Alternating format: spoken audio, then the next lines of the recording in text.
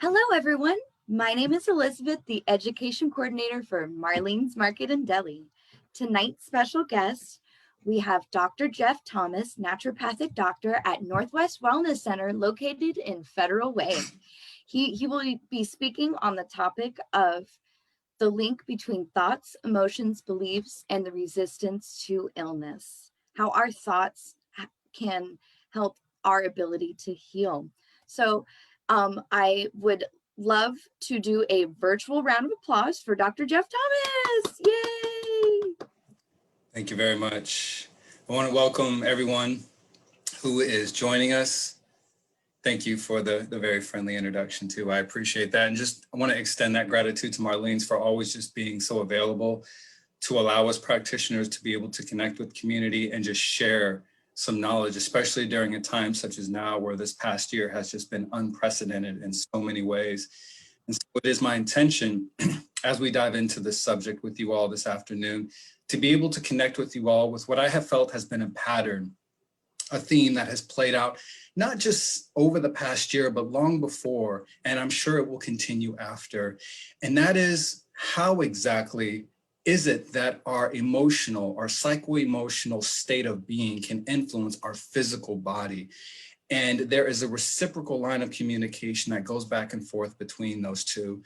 And it's an area that can be often overlooked or kind of slip through the cracks of a conventional assessment. And so with that in mind, much of what I share with you all usually happens as a result of so many patients coming to see me who are sick and tired of being sick and tired, and they've been through a battery of tests only to have their provider say, there's nothing wrong with you. You are normal. Everything about what we've seen by way of imaging or laboratory work does not dictate that there is anything of concern. And you are sitting there just aghast at that, because if they were to just look at you longer than 5 minutes, they would clearly see that that isn't the case, even though they may not be seeing a reflection of that in the laboratory work.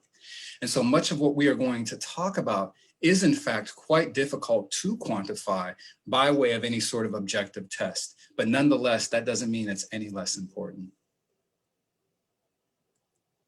So a bit about myself as to where I come from and what I'm about. I'm a naturopathic physician. I graduated from Bastyr University, and I have been practicing at Northwest Wellness for almost about 6 years now. For those of you that don't know where that is at, it is in Federal Way, right there off of Pack Highway and 348th. And what I do is provide a myriad of services. I function primarily as a general practitioner. And so in a given day, it can be everything from an annual exam to supporting healthy body composition, to addressing toxic mold exposure, to facilitating bioidentical hormone replacement, gastrointestinal disorders, hormone imbalances. But I would say as of late, a major focus of what I've been doing is psychotherapy. And what I have found is that in addition to the aforementioned clinical conditions, is this piece that often is unattended to, and that is how our thoughts actually do influence our health. And that is something, again, I'm excited to share with you all this afternoon. This is what we're hoping to address. I speak across the country for a supplemental company, and the medium by which I speak is usually through PowerPoint. It is my hope that this will be an enlightening and inspiring and maybe even invigorating sort of experience to learn about exactly how this is happening in our body, but it will be through PowerPoint presentation. So I thank all of you for that. Just to give you a bit of structure though, this is what we're looking to address. We're gonna start by looking at how our outlook on life, as well as towards ourselves, impacts our health.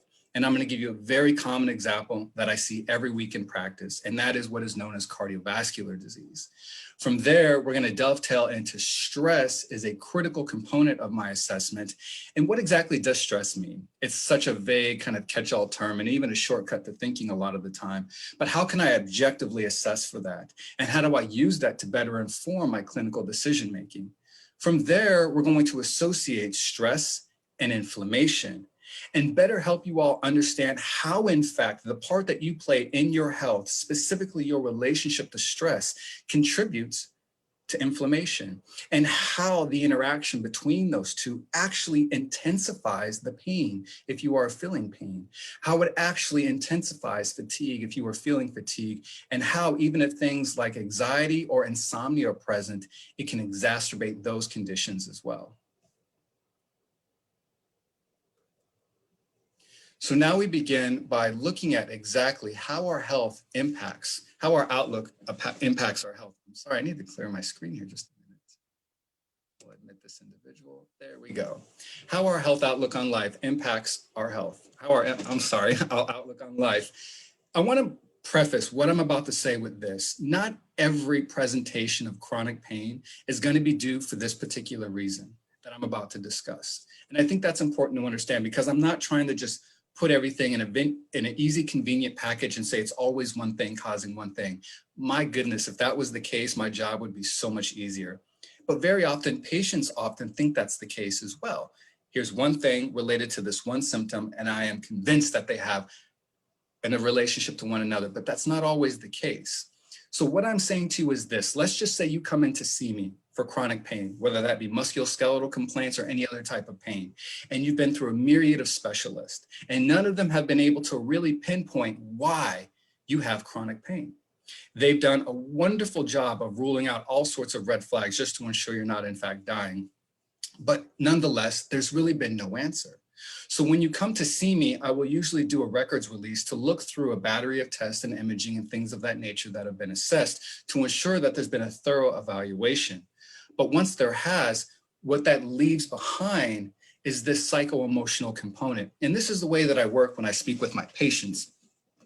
I am proposing a hypothesis. I am at best making an educated guess as to what I think is happening. And it's really about, how does that land with you? Does it resonate? Does it make sense? Does it really feel like, hey, that might be the case actually? What I have found is that more often than not, even if we don't know what's a part of the problem, if someone were to speak to it from a slightly different point of view, providing a more refreshed perspective, even if we're not sure ourselves, there's something about it that upon hearing it connects. Resonance occurs. So when I will speak to an individual about, hey, let me just ask you about the presence of anger, the presence of processing things like frustration and irritation. What does that look like for you? And if there's any sort of stagnation or complication with doing that, that could clearly be associated with your pain. Common responses I will get from people will usually include something of the following: I don't believe that, or I'm not sure, or now that you mention it, there might be something to that. And so therein lies our exploration together as we try to thoroughly explore if in fact these repressed emotions have any association with your chronic pain. Why I go to state this is that for many of us, there is a strange kind of contradiction that we're not always aware of that takes place. And that is, in some way, some of us actually benefit from the pain that we are experiencing. I'll give you an example. Take a history of back pain that permits an individual to take time off of work when they're really stressed out. So instead of having to go into work, actually advocating for themselves, establishing healthy boundaries, or saying, no, I can't do this, they take on more and more work, which consequently flares up the existing back pain or contributes to back pain. And then through the existence and the diagnosis of the back pain, they now have a legitimate, what they consider medical reason to start now advocating for themselves. Furthermore, we see many people as a result of their pain have an excuse to rely on powerful pain relievers to just simply tune out. Because think about it, if we realize that we actually are a significant contributor to our ailment, which is to say the way that we eat contributes to it, the way that we sit as far as posture goes contributes to it, the way that we interact with others contributes to it, the way that we sleep contributes to it, suddenly the onus can seem overwhelming in the fact that we understand that we have so much responsibility when it comes to actually preserving and optimizing our health. So when people come to see me as a naturopathic physician, there is a stark awakening that occurs in that, oh, wow, this isn't going to be some quick fix, some easy pill, some overnight fix. You mean to tell me that I'm actually going to have to live my life a little bit differently? And from a naturopathic standpoint, that's exactly what I'm asking you to do, is take responsibility for the part that you play. There are additional resources and authors on this subject. And so for those of you that are interested in this subject or would like to know more, I would direct you to the following authors that you see here on your screen. And these have been points of insights that have further inspired my ability to connect and share with my patients. For example, in this book by Lisa Rankin, she says, you have to fill your cup and appreciate what you already have before you can face the truth about what isn't working. And so again, why I bring this up is because for so many of us, the opportunity to start prioritizing our health begins with many people by learning how to say no to certain things and no longer further overexerting themselves or extending themselves. But that can be difficult for a lot of people, especially for those of us, and I include myself, who are prone to people pleasing. There's a wonderful documentary called Heal, which talks about what we put out into the world comes back to us.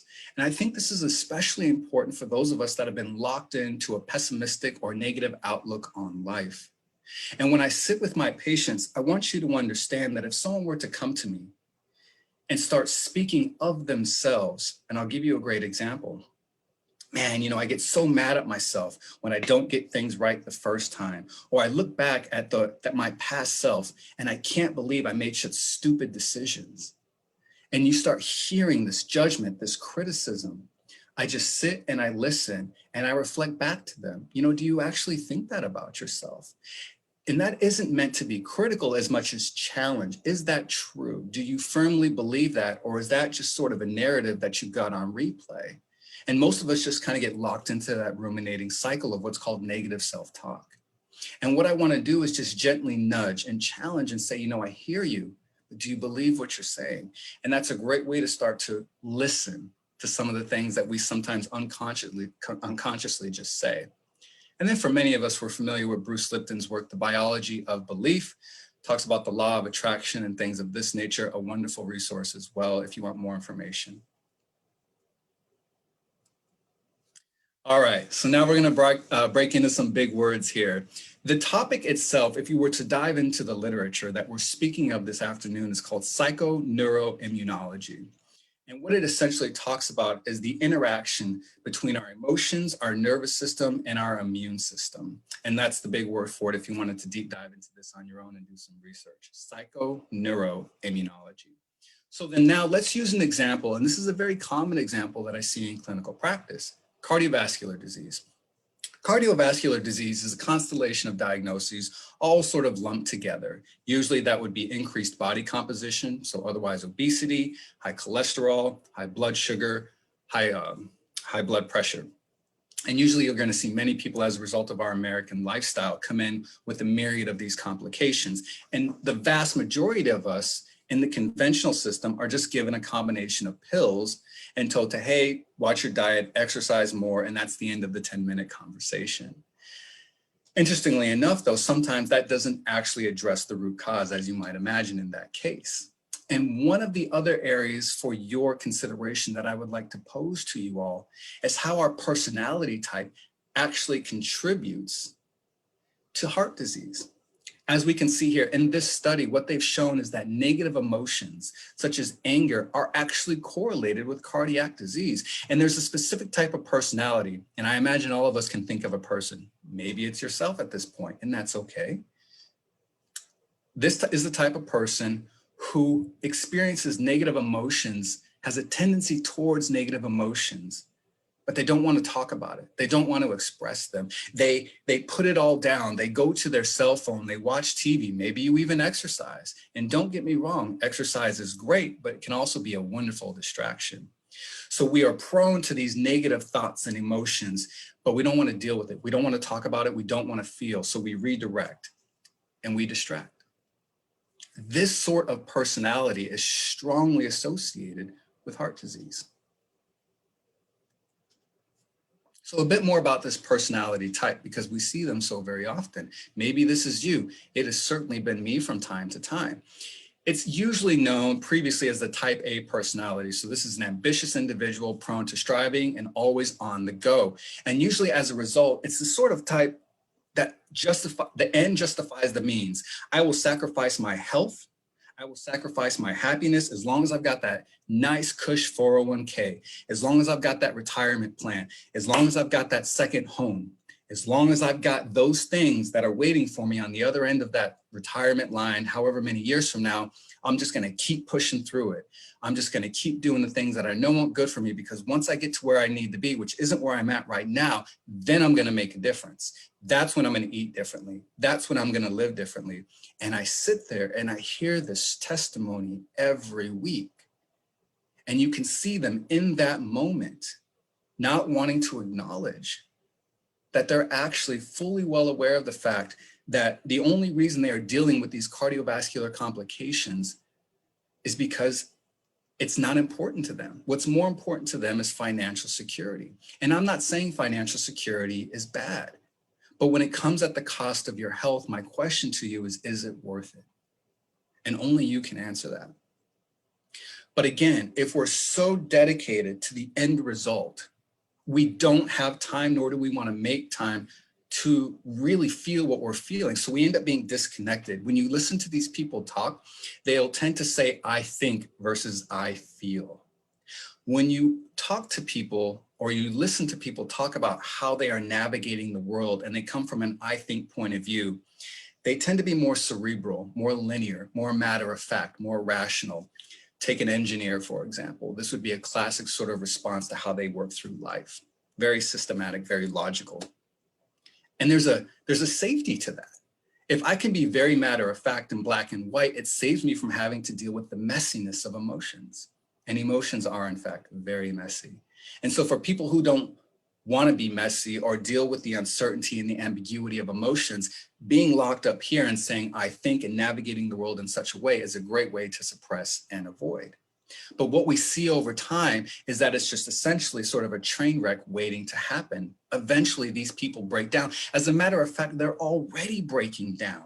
And you see that as evidenced by the high blood pressure, by the high cholesterol, by the anxiety and the depression and the insomnia. And one of the things I'll often ask them about is just, what do you like to do that brings you joy? I had an individual just this past week, and he had to think about it. He's like, it's been so long. I don't even know what brings me joy anymore. I'm a provider. That's what I do. That's what I've had to do. That's what I've been conditioned to do. So that's what I've done. And we had to just pause for a moment and just say, you know what, it's okay right now if you want to take some time. He's like, I like to fish. I really like to fish. And I asked him, when was the last time you went fishing? He's like, man, I can't even remember. And I asked him, I said, just bear with me, indulge me if you will. Because what we were largely talking about at that time was this sort of personality, very go, go, go, very driven, very matter of fact, the end justifies the means. And so as a result of that, there was a lot of anxiety and a lot of cardiovascular ailments. And I said, let's just pause for a moment. What I want you to do is just get comfortable, feet resting firmly on the ground, hands on your lap, just take a few calming breaths. I said, let's go fishing. I want you to take me to your favorite watering hole. I want you to describe it. What's the water smell like? What's the sound of the fish kind of swimming and jumping through the air, if you will? Take me there and really activate the senses to truly bring us there. And so we sat there just fishing for a couple of minutes, nothing crazy. And I asked him, I said, now that we're here, how do you feel? And he said, I feel a little weird. It's not an uncommon response, to be honest with you, because what he felt, in a sense, was vulnerable. And people who are unfamiliar with vulnerability will kind of classify it or characterize it as feeling weird. But he said, okay, other than that, and he was smiling as he was talking. He didn't see it because his eyes were closed. I said, how do you feel otherwise? He's like, I'm enjoying myself. I said, this is you connecting with what you know to be good for you. And I just wanted you to get a taste for a moment. This is what is good for you. And this could make a tremendous difference in your overall health if you just went fishing. And I said, I'm happy to write that on a prescription pad. And the reason for that is so very often, if we are unable to remove ourselves from an environment, usually the reasons we end up pushing pills, powders, and capsules and pharmaceuticals is because we're treating the consequence of an unhealthy relationship to an environment, not actually a toxic individual. You remove that individual from a toxic environment, and you would be amazed at how the body innately has the ability to heal itself.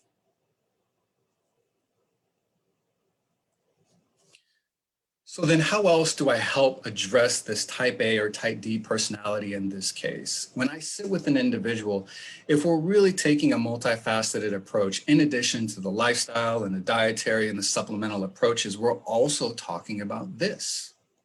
We're looking at how they're overly routine oriented, and here are some possible solutions. We're looking at their tendency to overthink. Overthinking is usually a symptom of someone who's anxious. They're very attached to the future and they're trying to control a particular outcome because they're afraid if they don't, it's the end of the world. And so we really challenge that belief. These people tend to be also socially inhibited. They really cut themselves off from connection. And as a result, they are isolated and left to their own thoughts and feelings, and they feel quite overwhelmed and trapped by them. And it can be very good to establish connection with just one, two, maybe other people to help really sort of reflect and hear yourself talk about what's going on and really see if there might be someone else to help kind of challenge certain things that you feel or believe and see if that's actually true for you. Furthermore, though, these are the other areas that I sit with my patients and really parse apart. If these aspects of their personality are present, we want to provide workable, simple solutions for them. So there's homework, if you will. Not a lot of people will do it, I'll be honest with you, but nonetheless, there is the opportunity if they would like to really work through these challenges. All right, so now we're going to slightly transition into really what this looks like if we're trying to objectively assess stress.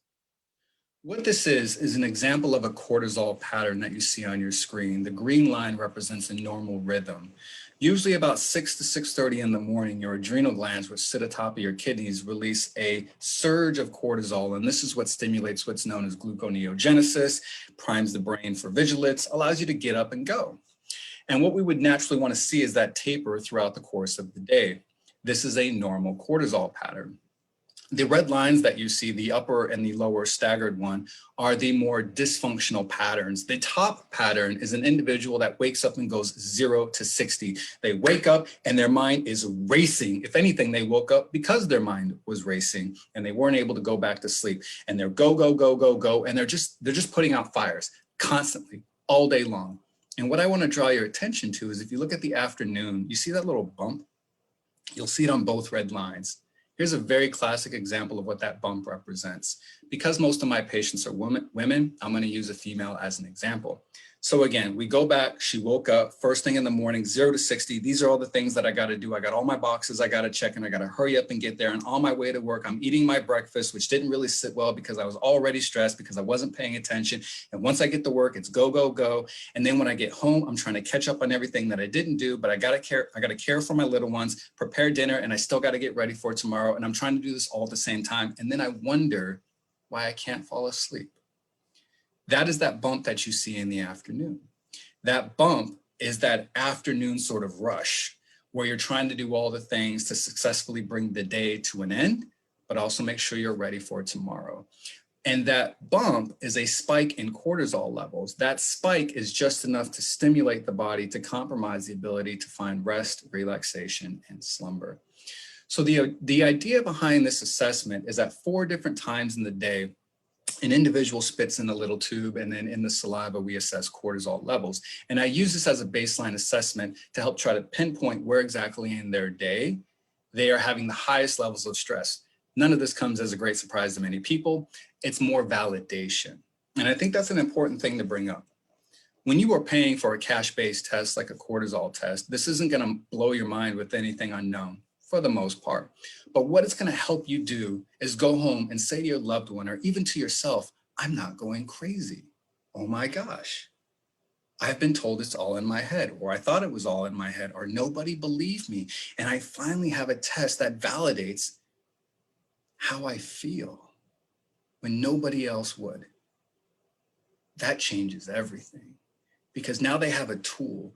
They have something on paper that helps them to realize this is where we are. This isn't where we want to be. And now, what are we going to do about it? The importance of addressing this is in all the ways that many of you are familiar with, but just as a reminder, is that stress has a really compounding effect on all the various aspects of our health. And it's important for people to understand that it usually is their relationship to their environment and a lack of healthy coping mechanisms that contribute to increased heart rate and blood pressure, that contribute to frequent illness or delayed healing, that contribute to disturbances in the digestive system. I gave you guys an example, a very common one. For those of you that eat your food in your car or at your desk or watching TV or on your phone, and you are prone to things like heartburn or gas or bloating or bowel changes, more often than not, that has to do with the fact that you are stressed, stimulated, and that's actually counterproductive to digestion. And this is a game changer because, again, from a conventional standpoint, if you have these digestive complaints, you're normally told to just watch out for certain foods, but here's a proton pump inhibitor, and come back if it doesn't work, we'll just give you a stronger dose. But when many people come to see me, the first thing they're going to say is, I'm not crazy about taking drugs, and I really want to take a lifestyle-based approach. And so there's a lot of upfront education that's happening to minimize the need for pharmaceuticals or even supplementation. And it starts with helping people understand their relationship to stress. And I don't want to poo-poo stress. To be honest with you, stress is not all bad, but it's our relationship to stress that can become problematic over time. I'll give you an example, a very classic one that we're familiar with. You hear about those phenomenal stories where a mom is able to lift up a car off of her child for fear of the child actually being killed by it. That is a stress response where there is a surge in cortisol that provokes an overwhelming degree of vigilance and strength for the purposes of survival and adaptation. That's a wonderful thing. But for many of us, our bodies, if they are chronically hit with some kind of stress, are not able to remove ourselves from the stress long enough for the body to calm down. And so we end up that top red line, a persistent elevated level of cortisol, which over time causes high blood pressure, causes obesity, causes decreases in libido, infertility, cardiovascular disease, you name it. I'm not saying it's the only reason you have these things, but it is certainly for the vast majority of us a significant contributing factor. Now we're going to actually look a little bit at the various interactions and how stress actually flares certain aspects of our nervous and immune system. And the technical term for this, or the formal term, is neuroimmunology. What we're talking about here is the interaction with the immune system, which is our body's defense mechanism that provides protection against infections and toxins. This is where things get really frustrating for a lot of patients. When we talk about psychoneuroimmunology, you're talking about a multifaceted specialty, which consists of immunology, neurology, pathology, and psychiatry. And I'm sure many of you have had this, where you're frustrated by the fact that you're referred to a specialist. The specialist tells you, well, there's nothing wrong with you. I'm not really sure what's going on. So let me refer you to another specialist, but you don't fit in their box. So then they refer you to a different specialist who didn't fit in their box either. And so you're just going from one to the other, and they're all keeping their very sort of specified consideration on you. But if you don't fit within that box, more often than not, you are frustratingly limited in your ability to get any sort of help. And by no means do I consider myself an expert in immunology or neurology or pathology or psychiatry. I am grateful for these individuals. Sometimes, though, I wish we collaborated more. That's all I'm saying. It would be great if there was an open line of communication that we could all work together to serve a greater good for our patients, because that's what it's about at the end of the day, right? So that being said, knowing this, why most people really prize the opportunity to sit down with someone like a naturopathic physician or myself is that we're willing to stand back and take what we do understand about these areas of medicine and put it all together to the best of our ability to help an individual understand why exactly this is going on. So let's talk about pain, because this is a very common complaint that we deal with. One of the reasons as to why we feel pain is in the presence of a pathogen, whether it be a bacterial infection, a virus, a fungi, or a parasite. The immune cells of your bodies start to ramp up an immune response. This is going to be characterized as inflammation. That's a good thing. But over time, that increase in chemicals creates what's known as an inflammatory soup, which actually consequently enhances pain sensitivity. So oftentimes what an individual is trying to do, such as a provider, is kind of cut off those inflammatory pathways to decrease the pain, redness, swelling, and inflammation. And so examples are listed here on your screen. That's why you take curcumin or vitamin D or white willow bark or boswellia or fish oil or some of the more conventional over-the-counter options. This is essentially what we're trying to do, is cut off the production of those inflammatory chemicals so you are less susceptible to the pain. Pain is usually a result of swelling, pressing on nerves. It's the pressure exerted on the nerves. So that's one of the reasons in which why you experience pain. Now, this is an area that I want to spend a little bit more time on, because I want to draw your attention to the example. And what we're looking at here overall is how stress can contribute to a type of inflammation that can relate to vascular changes in the cardiovascular system as well as in the brain. So think of things like dementia, Parkinson's, stroke, Alzheimer's.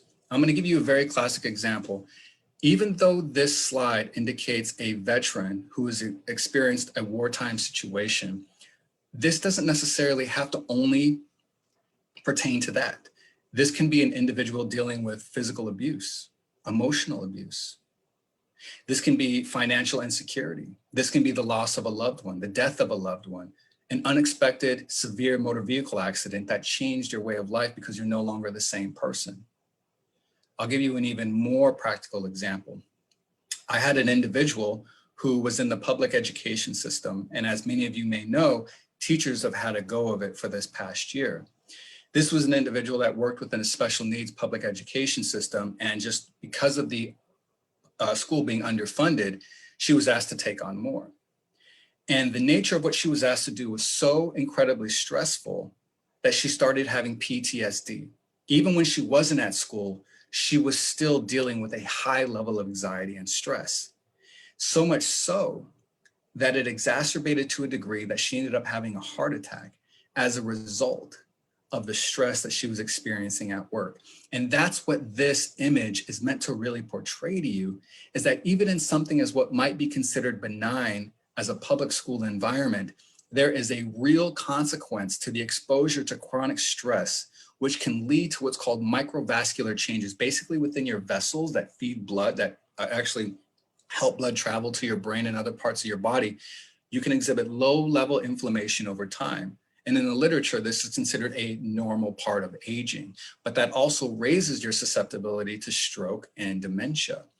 So this is where it's important to understand that even as a byproduct of aging, we're going to see changes in our vascular system. But this is what's called the straw that broke the camel's back. Here was an individual that already had these changes happening as a result of the aging process. But then within her environment, she had an incredibly stressful situation that she could not tolerate. But nonetheless, she needed the financial security and she had a hard time saying no.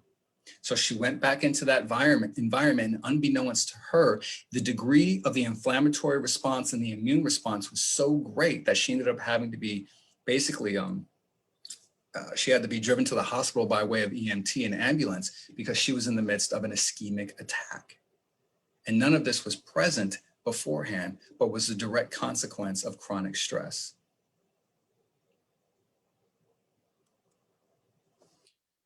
So when we're working with our individuals at Northwest Wellness, everything that I frame our efforts by is based off of how they define health. The common definition of the word health does not take into account whether you're fulfilled at work or happy in your marriage or surrounded by a network of people you love. So when you sit down with me, I'm going to ask you, how do you define health? And I'll give you two answers because usually that's a very open-ended question. Is it freedom from limitation, or is it the absence of disease? Depending on your answer, that will dictate everything we do from there on out. Furthermore, we're going to follow up with, if you are in some sort of arranged partnership or a partnership of sorts, I'm going to ask you 3 questions. How would you rate your communication? Does it need work? Is it good? Is it excellent? How would you rate your conflict resolution? And how would you rate your intimacy? And I'm not just talking about sex. I'm talking about the ability to be transparent, to be open, to be vulnerable, because this is an important aspect of your overall health. I'm also going to ask you, when I assess stress, what are your coping mechanisms?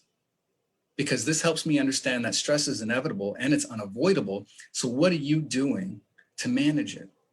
And if I hear, I just go to my phone, I just watch TV, I just go to sleep, I just tell myself it's not a big deal, or I wait for it to pass,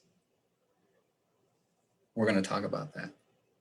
And I'm also going to ask you, what do you do that brings you joy? And if you don't have an answer to that, we'll sit and wait till you do. So in addition to those sorts of questionnaires, there are many tools that I have in my toolbox to help my patients, everything from psychotherapy to guided visualization, homeopathy, and a number of other different interventions. But this is primarily what I use as my tools if we were to work together at Northwest Wellness. All right. So this is a fascinating relationship that I want to draw to you all's attention. Many people who come to see me are dealing with some level of anxiety. It is epidemic and pervasive. And I want to demonstrate how this happens and what's going on and how it actually amplifies existing health concerns. So let's just say, as a result of the past year, you dealt with some unexpected degree of rejection, whether it be from a personal person in your life or an employer. You were fired unexpectedly. Maybe your relationship ended because the stress really flared to a point to where they were no longer able or willing to be in that relationship. And what you perceived was an immediate rejection with what was going on. What you internalized was, I am not worthy. And many of us will then consequently then go into a type of isolation. This has real physiologic consequences. When you are feeling rejected or abandoned, there is a change in our physiology that increases chemical mediators, inflammatory chemical mediators, that then subsequently influence the way that our brain functions. So much so, I'll give you an example of how this works. Let's just say that I have a low level degree of inflammation because I love to eat things like dairy and gluten. And I know that they bother me, but I just can't get over it because I love my ice cream and I love my chips. That's just an example, but I actually do like ice cream. That being said, there's a low level chronic degree of inflammation that's going on. So this is going on the whole time, but it's livable. I can manage. It's okay. It's just a little bit of gas here and there, a little bit of bowel change. There are worse things. But then I get fired from my job. And I did not see that coming. But what I heard and what I saw was, I'm no longer valuable. They don't need me. I'm not wanted. And so then I go back to that same food that I was using and I use it as a coping mechanism. I comfort eat. Well, that's going to increase the inflammation because the nature of the foods is in and of themselves inflammatory. And then due to the psychological sort of underpinnings of me feeling rejected and me feeling abandoned, I'm going to have an increased sensitivity to social threats. So what does that mean? I'm actually hypersensitive now to criticism. I'm hypersensitive to the things that I see in social media, and I find myself becoming more reactive and I find myself becoming more anxious. And all of this can actually conclude in a higher risk of suicidality. And that is something we've seen in great proportions as a result of the pandemic, is that for these people who have gone through these significant life changes that didn't see them coming, that already had these existing conditions, this is what became the straw that broke the camel's back. And before they knew it, their anxiety is out of control. They can't function. They can't get a job. And they're not even sure what the point is of getting out of bed anymore. So when we sit with these individuals, I begin by normalizing the situation. You're in a very difficult situation. The nature of what you are sitting through is hard. And it's okay to not to not know. It's okay to not have an answer right now. What I encourage you to do is just honor what you feel. And people get a little put off by that because I'm not directly telling them what to do, or I'm not telling them how to fix it. What I'm doing is the first step is accepting what is in that moment. Because for so many of us, we avoid it or we don't know what to do with it. So we freak out and we distract ourselves. And what I try to do within my therapeutic relationship is create a container where an individual feels safe enough to say or feel whatever they want and know that they're not alone. So when we sit in that space together, they know there's someone who's supporting them, got their back, genuinely cares for them.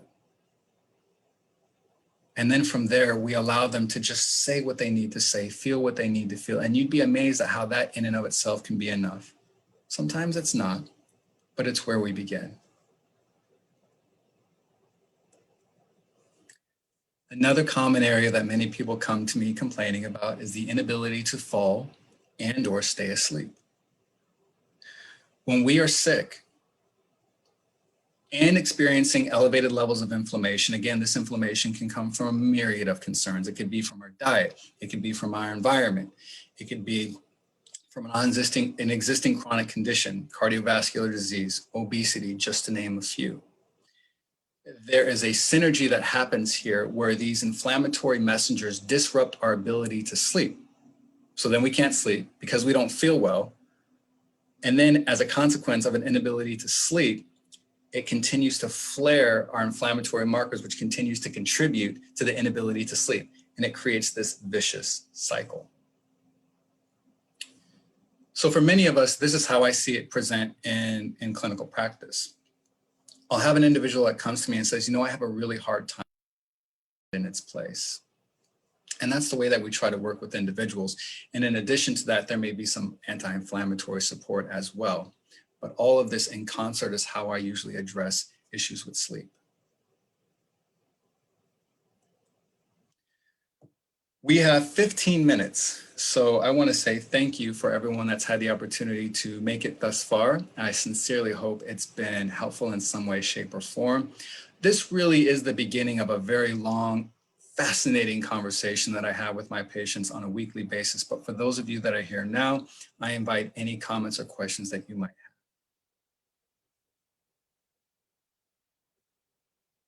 Let's see here. Yes, thank you so much, Dr. Thomas. And let's open up the floor for any questions at this time. You're more than welcome to enter them into the chat box as well. And I want to thank each and every one of you for tuning in here on Zoom, and also those of you who are viewing this on Facebook Live.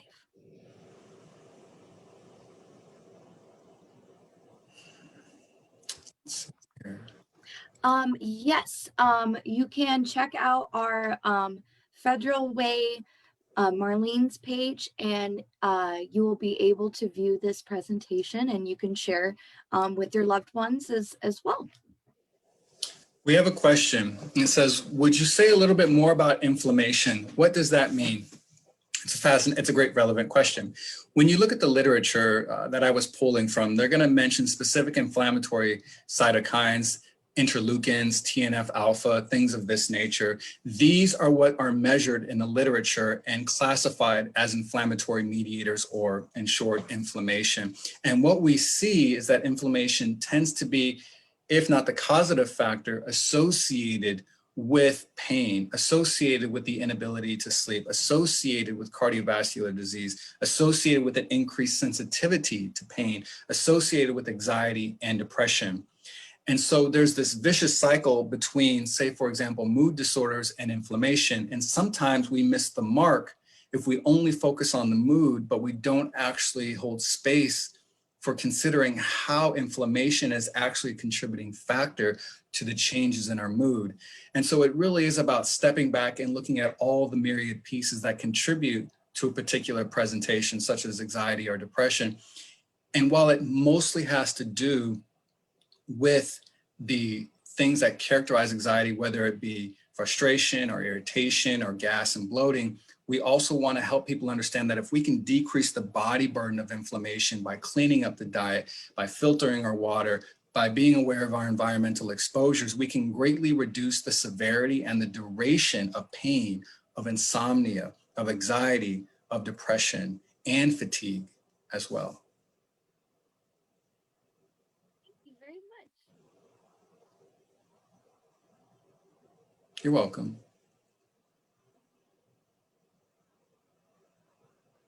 Any other questions?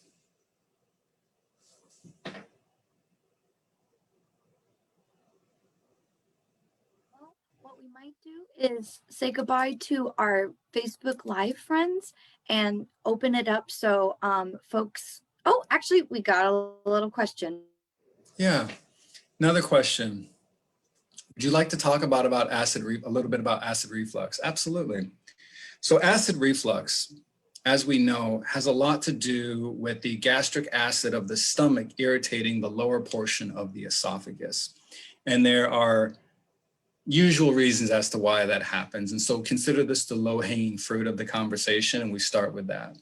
It would be you have a hiatal hernia. Hiatal hernia is usually diagnosed by way of ultrasound. What that means is a portion of the stomach got trapped up above the diaphragm, and then there's this pool of acid that tends to irritate.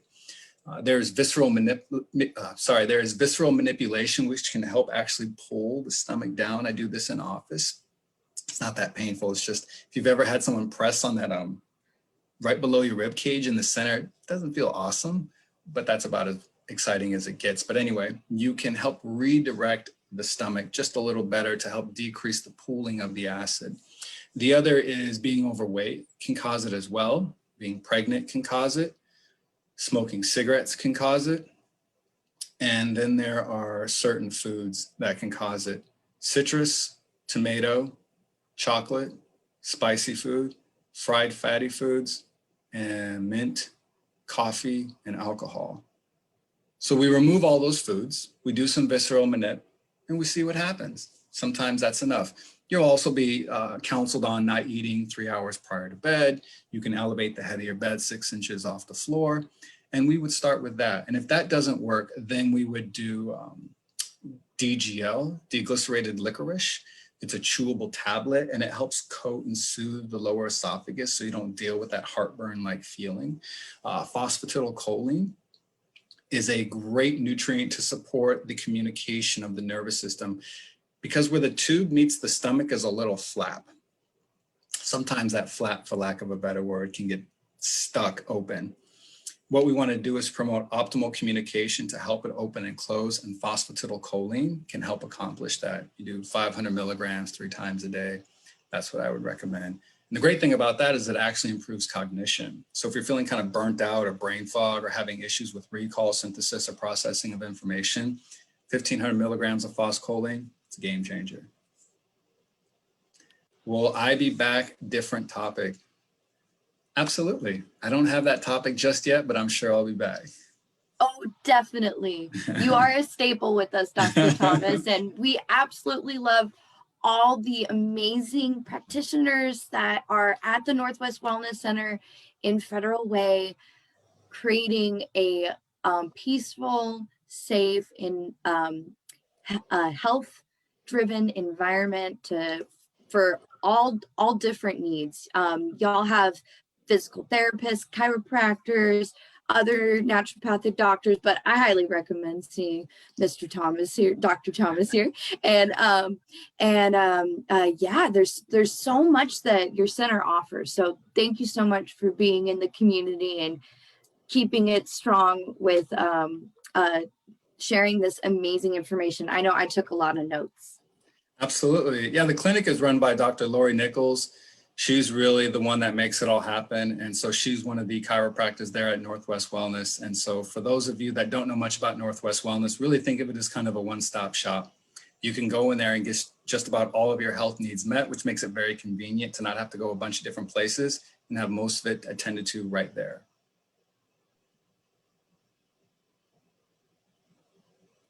Any other questions before we conclude?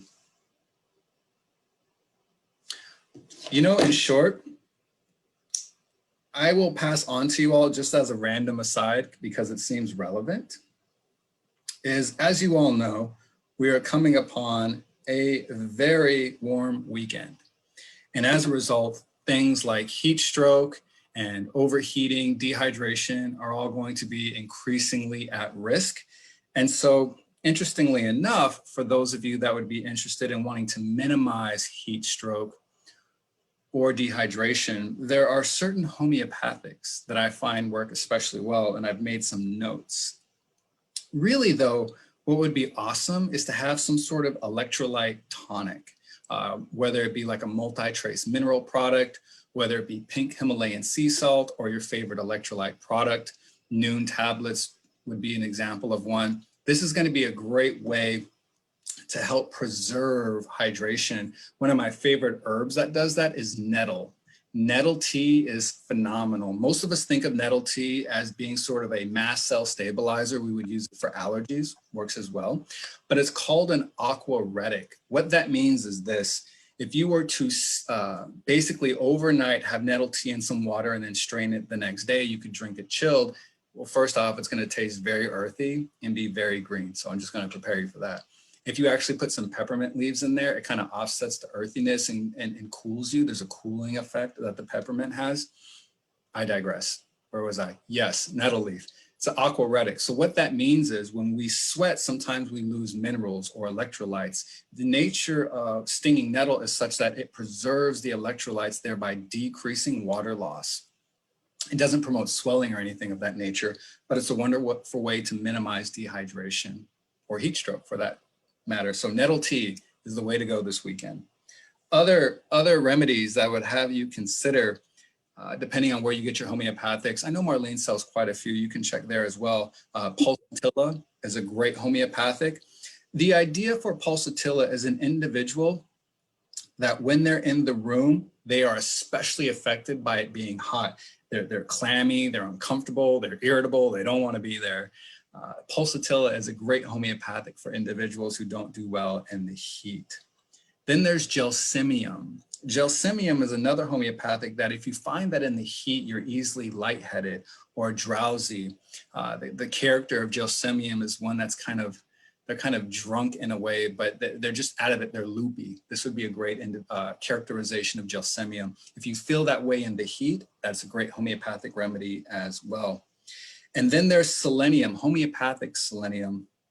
If you find that there's exhaustion, sleepiness, or general fatigue from being in the sun. I know many of us, when the sun comes around for the first part of the year, like, OMG, I'm not used to this. My skin doesn't know what to do with this, and my body's worn out. Selenium is a great homeopathic to have on board. And then there's China.